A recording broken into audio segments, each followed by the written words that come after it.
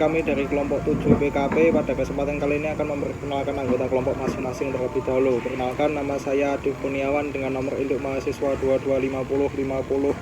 2250505107111163. Nama saya Askadian Pratama dengan NIM 2250 5010 7111158. Perkenalkan, nama saya Agnes Dina Tumaula dengan NIM 2250 5010 7111175. Perkenalkan, nama saya Ahmad Fatur Rahman, NIM saya 225050 1071162.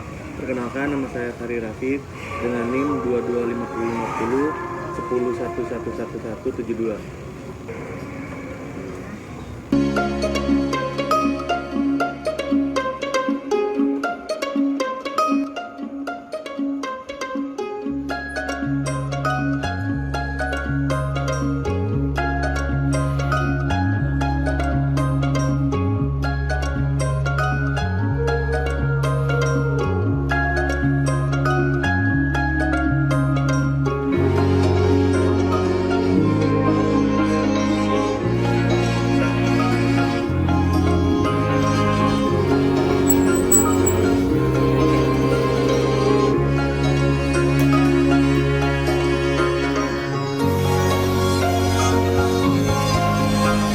Saya Ahmad Fatur Rahman dan ini dengan pemilik kandang atas nama Tri Rahmat Habibi.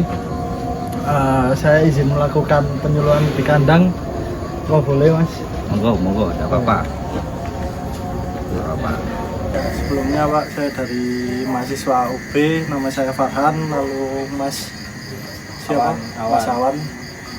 Di sini mau mengadakan penyuluhan ya dari mahasiswa UB di desa Jatirejo. Apa boleh Pak? Iya, monggo, dipersilakan.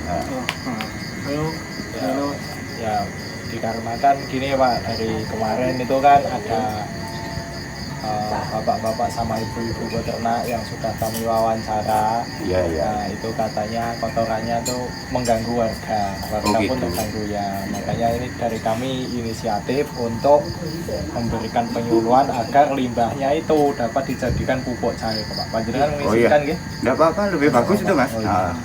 Kalau gitu makasih nggih Pak. Monggo, Mungkin diizinkan mas, monggo. Izin.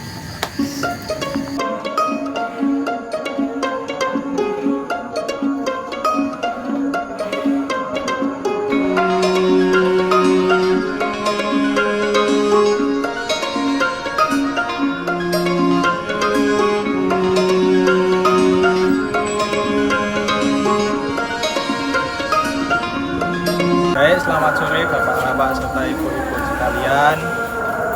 Pada kesempatan kali ini saya Awan dari Universitas Brawijaya. Perkenankanlah saya untuk menjelaskan mengenai bagaimana pembuatan pupuk cair dari kotoran sapi.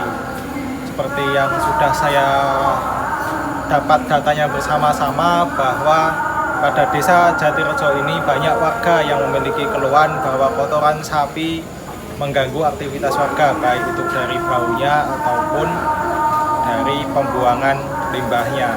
Oleh karena itu, di sini kami mahasiswa dari Universitas Brawijaya memiliki inisiatif untuk melakukan program penyuluhan agar kotoran ini nanti dapat diolah dan nantinya dapat bermanfaat sebagai pupuk limbah cair. Mungkin seperti itu Bapak Ibu. Bisa dilanjutkan dengan teman saya.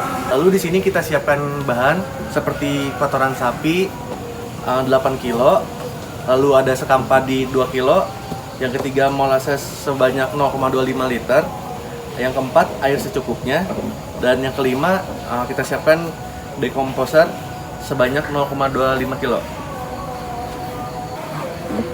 Selanjutnya kita siapkan yang pertama ada sekop dan cangkul sebagai pengaduk, yang kedua ada ember buat tempat naruh komposnya, terus yang ketiga ada pelindung terpal buat kita nutupin komposnya, yang keempat ada gudang buat nyimpen komposnya, yang terakhir ada karung buat masukin komposnya ke dalam karung. Lalu di sini saya akan menjelaskan tentang cara pembuatan dari kompos itu sendiri. Yang pertama itu dari bahan kompos disiapkan kotoran sapi dan sekam padi di atasnya, berarti kotorannya dibawa dulu. lalu taburkan Stardex secara merata.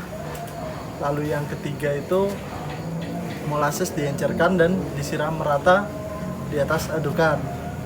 Lalu selanjutnya ada bahan kompos tadi diaduk sampai merata, lalu diatur kelembapannya sekitar 60% dengan ciri bila digenggam itu udah menggumpal atau nggak pecah. Lalu selanjutnya apabila kurang lembab bisa ditambahkan air secukupnya. Lalu bahan yang udah diaduk itu ditutup pakai terpal. Lalu yang ke-8 dilakukan dibalik-balik setiap minggu. Lalu yang ke-9 dicek lagi proses pengomposan dilakukan di hari ketiga. Apabila terasa panas maka komposnya itu udah benar, udah terjadi pengomposan. Lalu yang ke-10 proses pengomposan itu terjadi selama 3 minggu. Lalu yang ke-11 setelah 3 minggu kompos sudah bisa digunakan atau sudah jadi. Ya cukup sekian dari saya.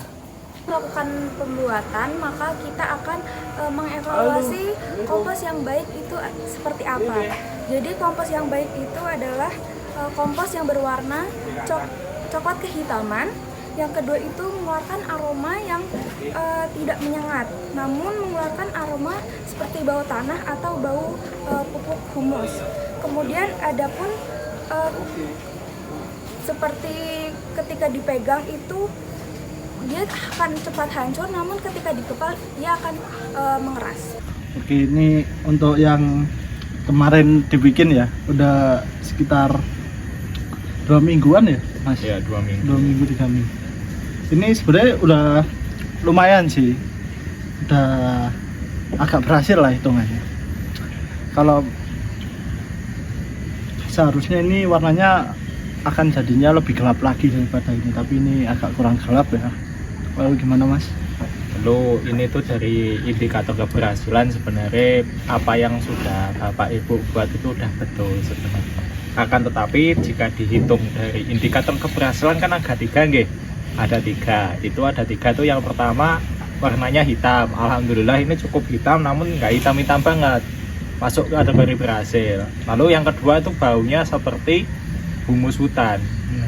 Nah, humus hutan alhamdulillah juga udah. Akan tetapi yang agak sedikit fatal itu ada di teksturnya Bapak. Jadinya teksturnya itu kurang kental. Salah yang panjenengan teman dan bapak-bapak agak salah itu di bagian teksturnya. Harusnya teksturnya itu kental, jadinya pada saat dipegang itu menggumpal. Tapi apa yang bapak ini buat itu agak cair, sehingga mungkin itu dari kotorannya volumenya kurang ataupun waktu fermentasinya yang terlalu lama. Sama bisa juga dari penambahan airnya terlalu banyak ya. Ya mungkin itu bisa jadi evaluasi untuk kedepannya. Namun apabila hasilnya kayak gini masih bisa digunakan dan kategorinya cukup baik bila disiramkan ke tanaman. Mungkin seperti itu, bisa dipahami Pak. Ya, mungkin terima kasih Pak. Ini saya dari teman-teman izin pamit pulang dulu karena udah malam. Apabila Bapak nggak mengizinkan saya juga tidak.